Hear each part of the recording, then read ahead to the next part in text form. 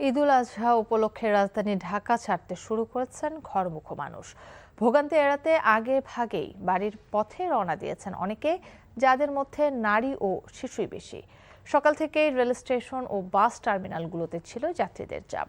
এদিকে বাসে বাড়তি ভাড়া আদায়ের অভিযোগ থাকলেও ভোগান্তি নেই বলে জানান যাত্রীরা।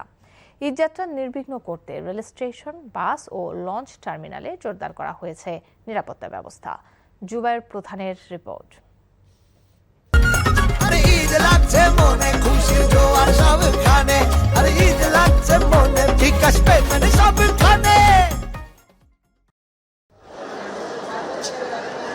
ঈদযাত্রাকে কেন্দ্র করে রাজধানীর কমলাপুর রেল স্টেশনে বাড়ছে ঘরমুখো মানুষের ভিড়। পরিবার পরিজনের সঙ্গে ঈদের আনন্দ ভাগাভাগি করতে আগে ভাগেই ঢাকা ছাড়ছেন নগরবাসী।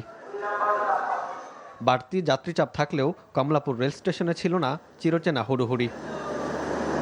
কিছুটা বিলম্বে ট্রেন ছাড়লেও স্বস্তিতে বাড়ি ফিরতে পারছেন বলে জানিয়েছেন যাত্রীরা।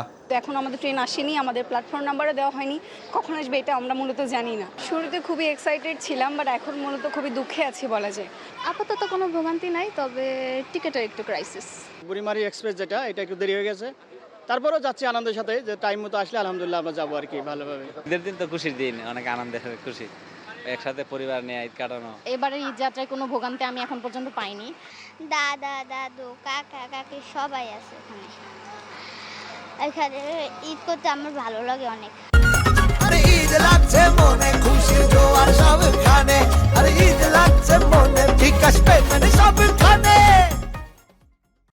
এদিন সকালে কমলাপুর রেল স্টেশন পরিদর্শনে গিয়ে সড়ক পরিবহন ও সেতুমন্ত্রী শেখ রবিউল আলম বলেন, এবছর ঈদুল আজহায় প্রতিদিন রেলযোগে 40,000-এর বেশি যাত্রী দেশের নানা গন্তব্যে যেতে পারবে। এবারের ঈদযাত্রা স্বস্তির হবে জানিয়ে মন্ত্রী বলেন, শিডিউল বিপর্যয় রোধে কাজ করছে সরকার। আশা করছি কোনো বড় বিপর্যয় ইনশাল্লাহ হবে না, এতটুকু আমরা এনশিওর করতে পেরেছি। বাকিটা চ্যালেঞ্জ, আমি আবারও বলছি, আমাদের ব্যবস্থাপনা আমরা সর্বোচ্চ মনোযোগ রেখেছি।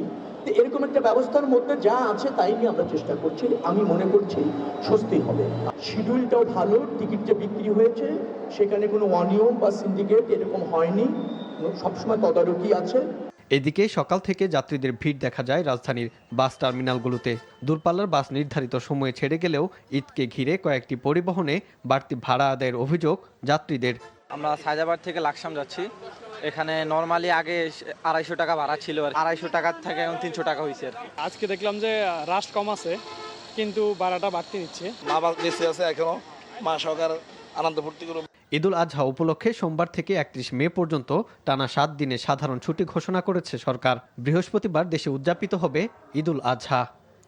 জুবায়ের প্রধান, এনটিভি নিউজ, ঢাকা।